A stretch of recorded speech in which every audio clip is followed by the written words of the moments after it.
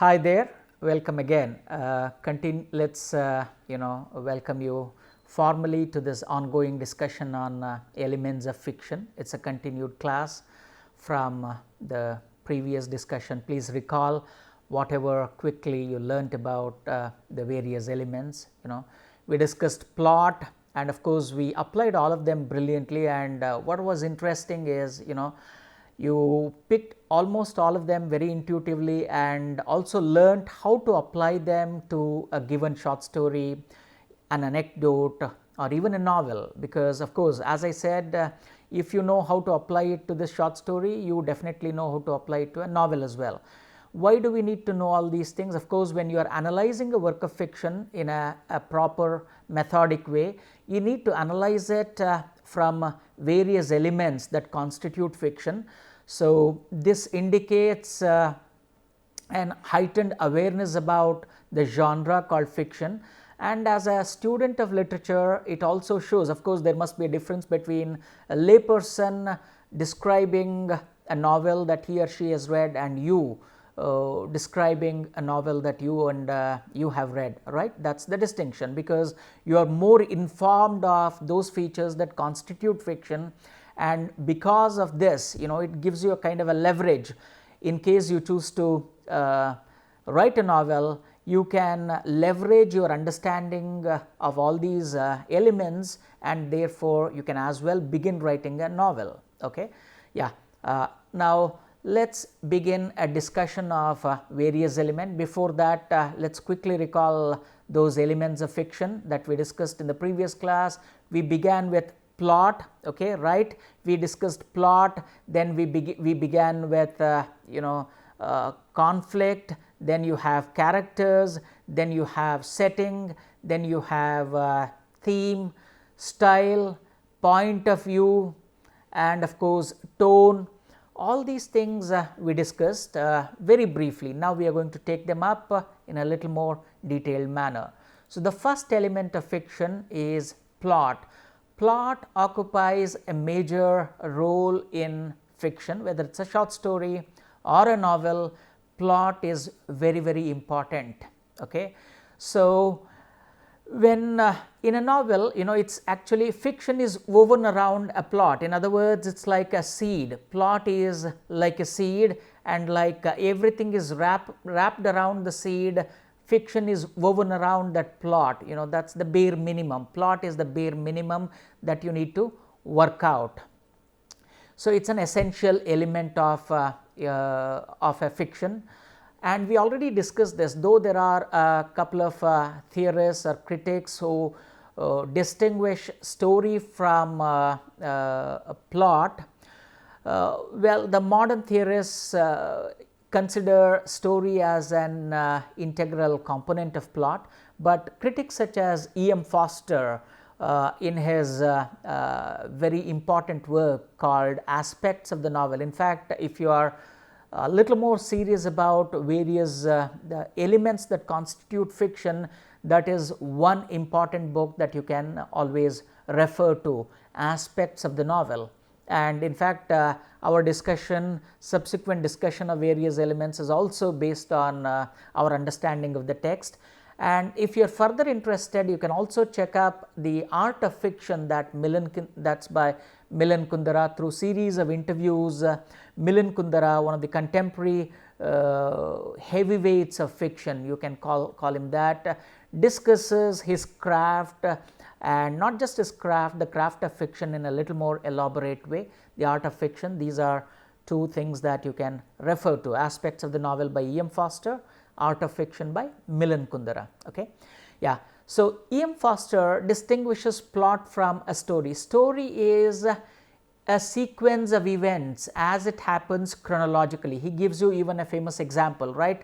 The king died and the queen died. That's the story.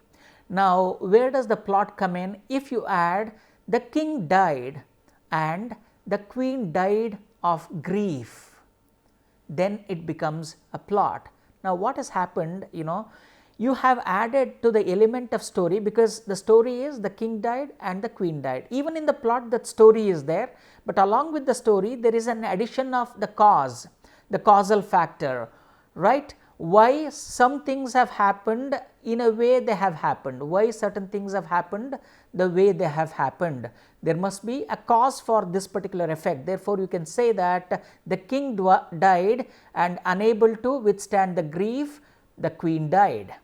That becomes a perfect plot. But in other words, for our understanding, we can say that story plus cause constitutes plot. Okay. So, it is a sequence or series of events that happen in a novel. What happens, when it happens, and why does this happen. So, generally these are the things that you concern with. What happens, right? And in order to answer the question when happens, you need to put the sequence, chronology of events, and then why does that particular thing happen, the reason behind that. So, that constitutes the plot. Generally speaking, a plot follows a narrative arc. It is said, what is this narrative arc? We are going to discuss in a short while. Or a dramatic structure. It follows a certain arc, okay, or a dramatic structure. And today we call that Freytag's pyramid. Freytag was a well-known German playwright who first identified this structure, and then based on his structural understanding of the genre, we now apply it across every fiction or every genre of fiction that has an element of plot. So, the moment you talk of plot, you talk of a narrative arc which follows a particular way or a dramatic structure. So, there are 5 stages in which a plot is taken. Of course, this Freytag's pyramid talks of the development of the plot in 5 stages. The 5 stages through which a plot develops in fiction is called, the arc, the narrative arc. They are exposition, that is the first one, rising action, second one, climax, third, falling action, the fourth one, and resolution, or the French word for that is denouement, denouement. It is called a resolution. How is this conflict or resolved finally? That is the 5 structures. Let us take a quick look at how it happens using a short illustration. Here is an illustration. I am sure you can see this here. Here is an exposition. I am sure you can see this exposition. Exposition, what is exposition?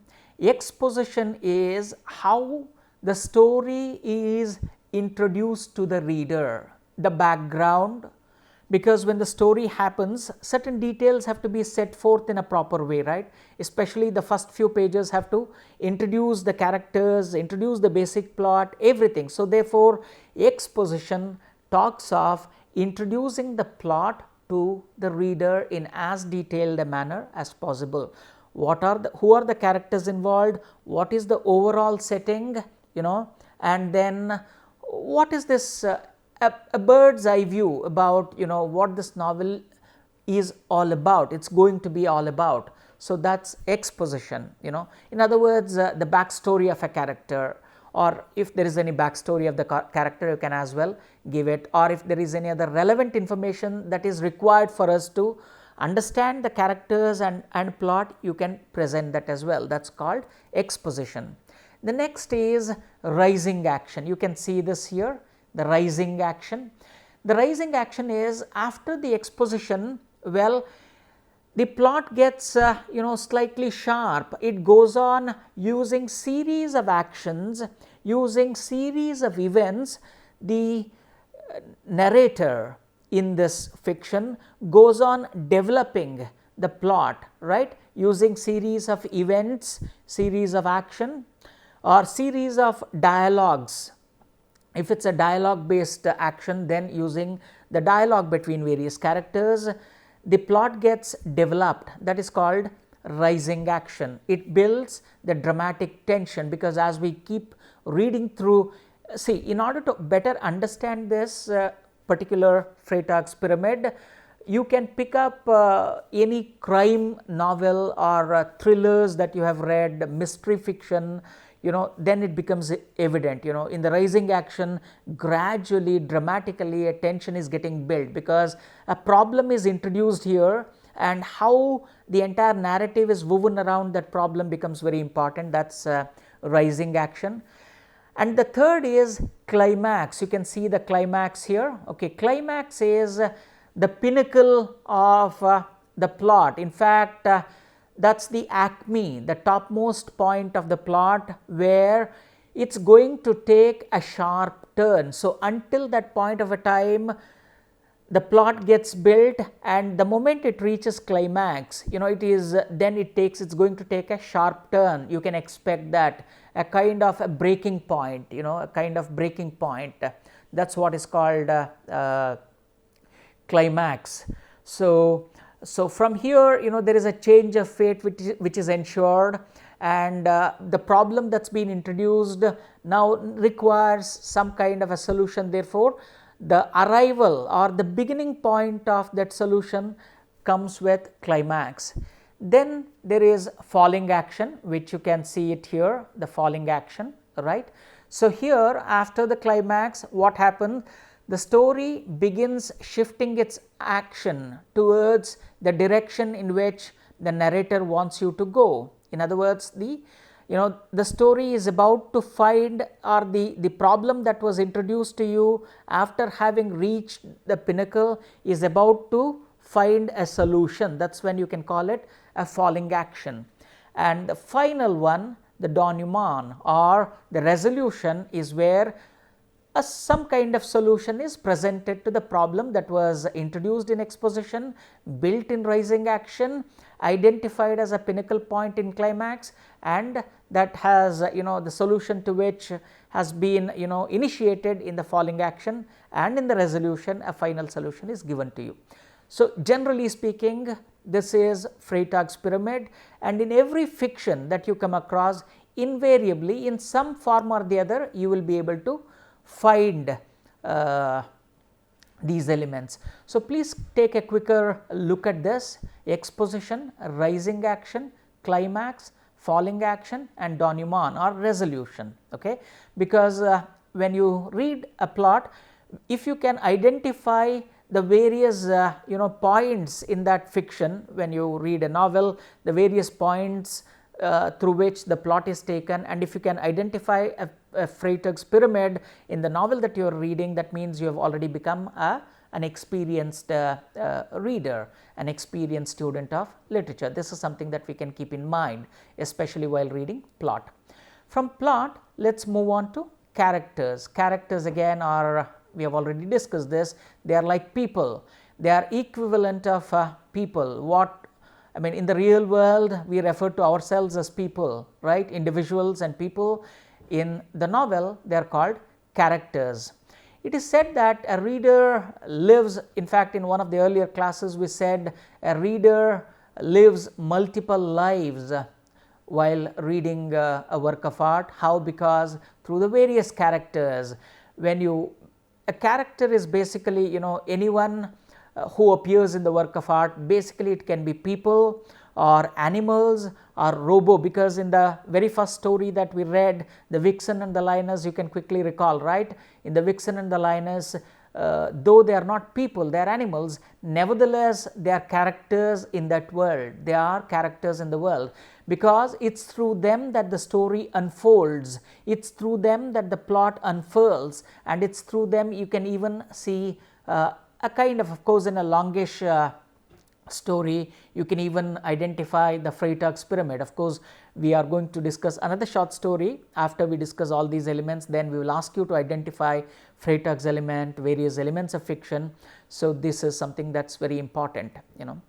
So here is a very if there is an alien that appears, that also becomes a character in the novel. Or if it's a robo, even that is also a character in the novel. So therefore, characters are various people that appear in that fiction, through whom story is narrated, through whom events take place. So they are called characters.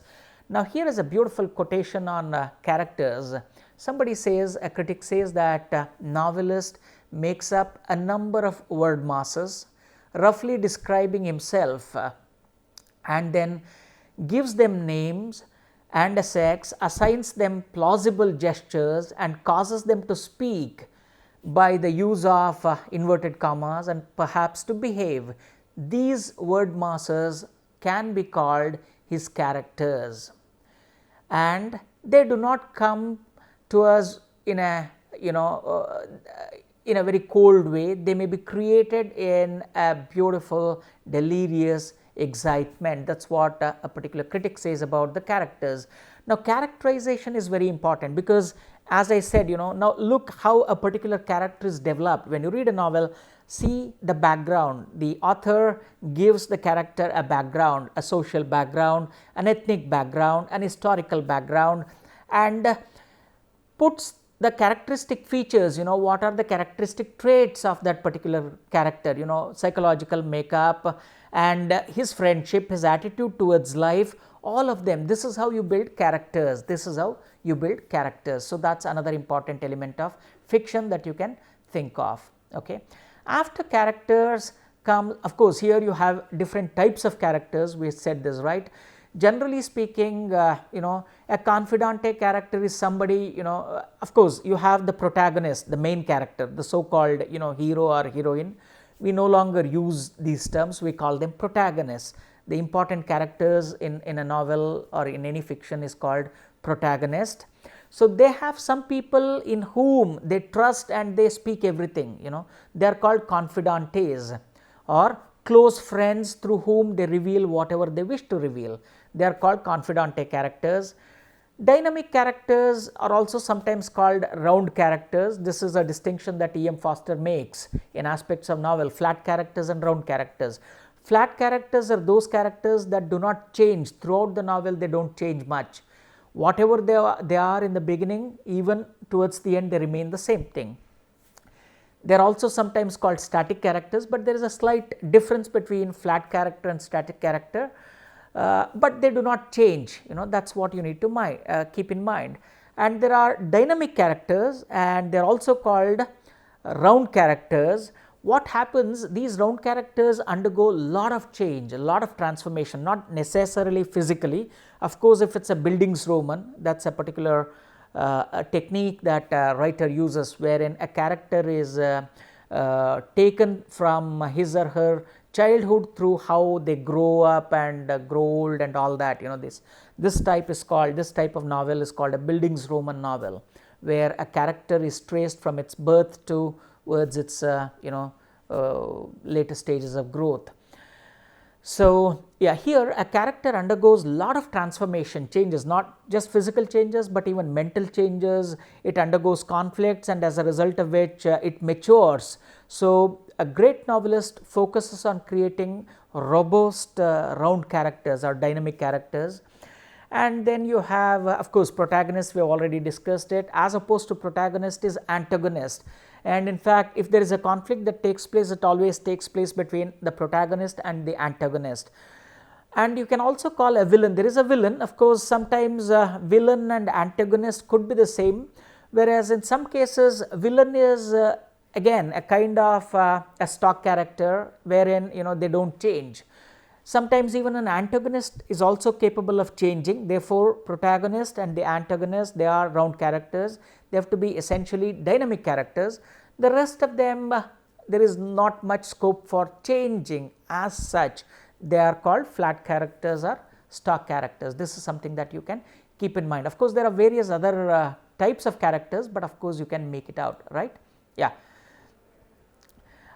Here are some examples of confidante characters, dynamic characters. In fact, we have taken it up from Harry Potter novel series. So, Hermione for instance, or Ron for instance, they are confidante characters. They are close friends of Harry. In fact, Harry confides in both these characters. Therefore, we get to know what Harry is thinking, what Harry is planning and all that. They are called confidante characters.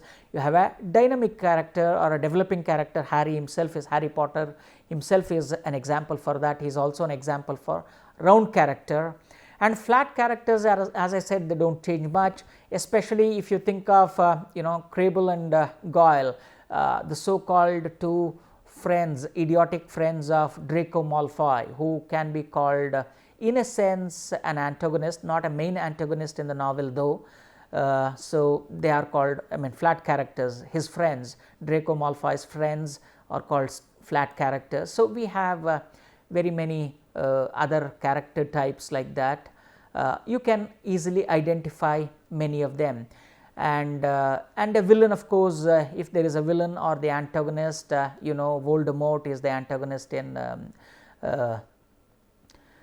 the Harry Potter series, and he is also a villain to a certain extent. He remains a villain throughout. Therefore, you can, though there is a background to him, he remains a villain throughout. So he clubs the roles of these characters. These are some things that you can keep in mind while discussing characters. The next thing in elements of fiction is conflict. This is again a very important element, because in the absence of conflict, then it loses its relevance. A plot loses its relevance, therefore conflict can be kept in mind. Conflict can be defined as a struggle between either two individuals or between two entities. If there are two forces, the force of the good and the force of the bad, it can be a conflict, can be. It's like in the Order of Phoenix, you have Dumbledore's army and you have Voldemort's army. So they stand for the forces of the good and the forces of the bad. So the conflict takes place between them. All right. So this is called conflict. And conflict, again, there are different types of conflicts. When a conflict takes place between two different characters, it's called conflict between character and character. If the conflict happens between the protagonist and the society around, because then it is called conflict vis-a-vis nature or natural forces. If you can quickly recall Moby Dick, in fact here the conflict is between the protagonist and the forces of nature, ocean and the tides and the whale. So here the conflict happens between the clash between the character and of course the whale, the white whale. And the other type is character and society. So here, especially if you pick up a writing, for instance, where there is a protagonist that belongs to LGBTQI background, where such characters feel the entire society is against them, because they are fighting against the so called dominant ethos of the society. As a result of that, they find themselves pitted against society. You can think of the Ministry of Utmost Happiness that Arundhati Roy has written as an example characterizing this kind of a conflict. Then you have the conflict can come between, let's say, character and machine or technology. In many of the sci-fi movies, you find artificial intelligence pitted against human beings. So the conflict takes place between them or aliens and this. In the movie series called Aliens, you have the conflict taking place between human characters and the aliens. So these are various types of characters, and in sometimes it can as well be, the conflict can as well come from, between the conflict can as well happen between a character and God. They say, for instance, in Book of Job or in Satya Harishchandra, the tale of Satya Harishchandra that you have read, you can see that this is an existential conflict. Though these guys are good, though these guys have followed all the virtuous paths, they undergo conflict and therefore they start fighting with God, because they don't know what fault they have done. So it can as well be against God. Or character, when character starts fighting with oneself, or when they start fighting with their alter egos, it can as well be a self versus self. So many of the Bildungsroman novels, many of the novels that deal with the stream of consciousness technique make use of this particular type of conflict. So in other words, conflict becomes essential. It can happen in very many ways. All right. The next is setting. Setting is very, very important. In fact, this is what chisels out the plot. This is what chisels out the plot into a kind of a flesh and blood. It's going to add flesh and blood to the skeleton of plot. If plot is a skeleton, then flesh and blood is where settings can add that flesh and blood. Setting is generally where the story takes place, the background. It can be a geographical location. Let's say, for instance, if the story unfolds in Mysore, then Mysore becomes a setting. Or if the story unfolds in 1990s Mysore, then the time in which it is set also becomes a setting, the time. Or if it is set in monsoon, various seasons, right? Supposing the entire story takes place in a rainy season, then that rainy season provides the setting to that place. Or a cultural background, the culture in which a particular character is located or the particular story is located, then that one. All these things, that ranging from geographical location to the time setting, the historical location, the cultural location, all these things form the settings, the settings of it. The coordinations of the story, the longitude and the latitude, not just the geographical longitude and the latitude, the mental one, the cultural background, the societal background, all of them provide a setting. That's something that you have to keep in mind. Yeah, after setting comes a theme. Theme is very, very important. Theme is not summary here. Theme is what is the outlook, what is the overall outlook towards life that we find in that work of art. What is the writer's vision that is presented? Okay, what is the vision that's presented? If you can quickly recall, the two stories, short stories that we have read. In one case, it was detachment. How the concept of detachment that a monk should develop. It's not the physical detachment that the monk who talks of. It's more of a resignation, a philosophical resignation. Disinterestedness. The philosophical disinterestedness is something there. And in the case of Vixen, quality is important than the quantity. That's a kind of a moral, but you can consider moral also as part of theme.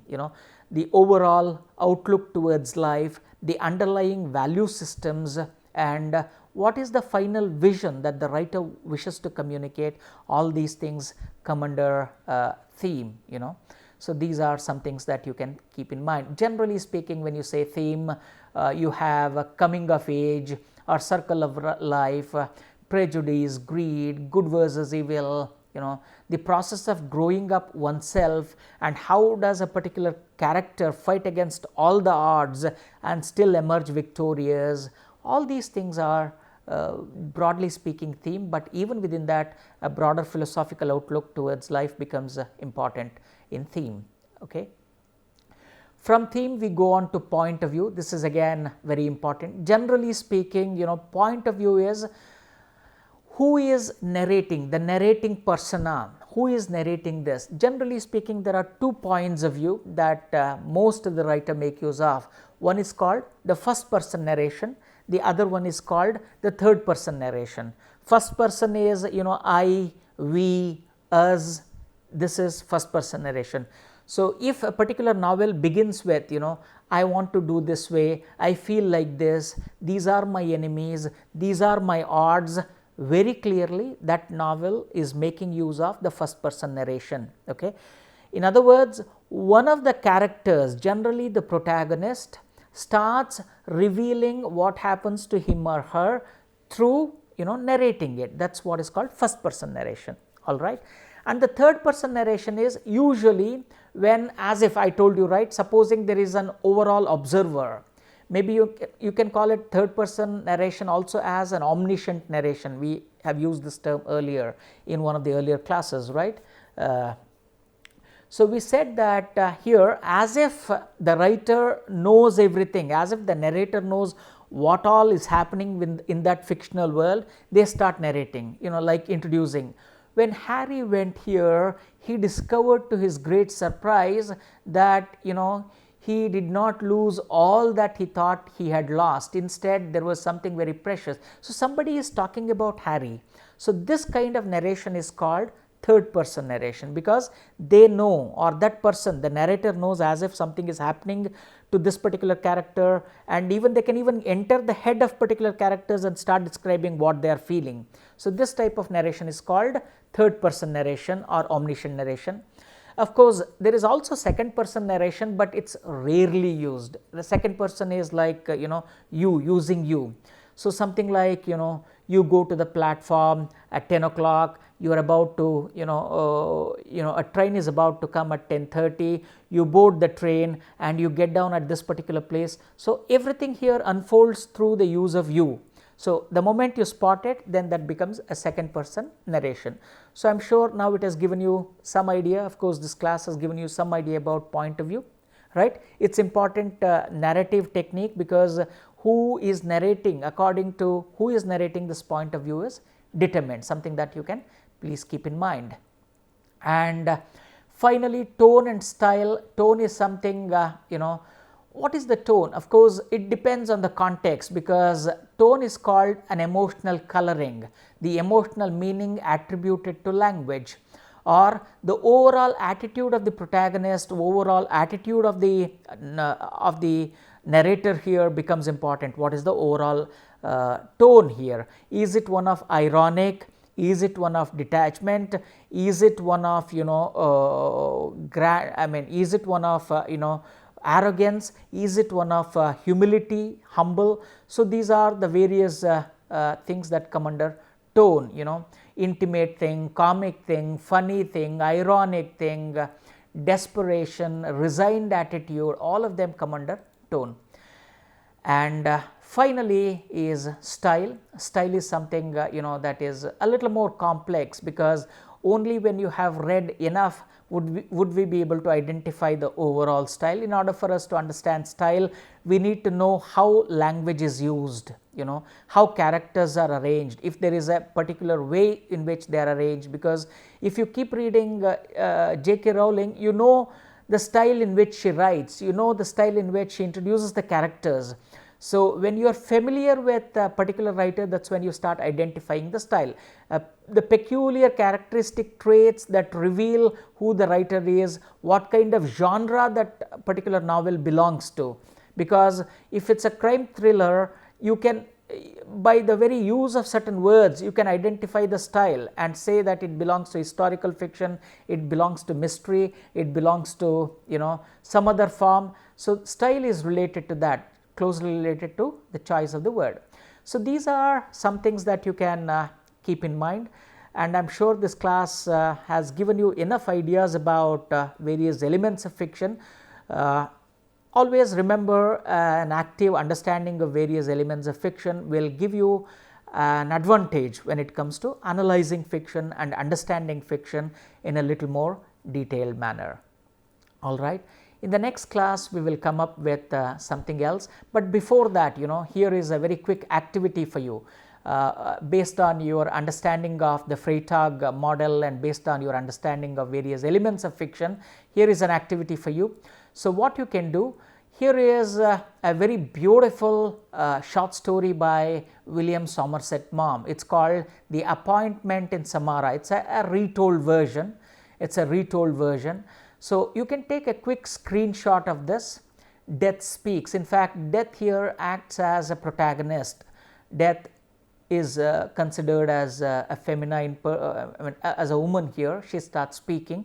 So, look at the short story and see if you can identify various points through which plot is developed: exposition, rising action, climax, falling action and resolution in the short story.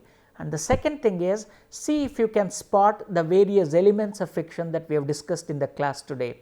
So, if you have successfully answered both of them, then I am sure you have understood both the plot in a detailed way and also elements of fiction in a wonderful way. All right. Thank you. We will see you in the next class with some more aspects of fiction. Thank you very much.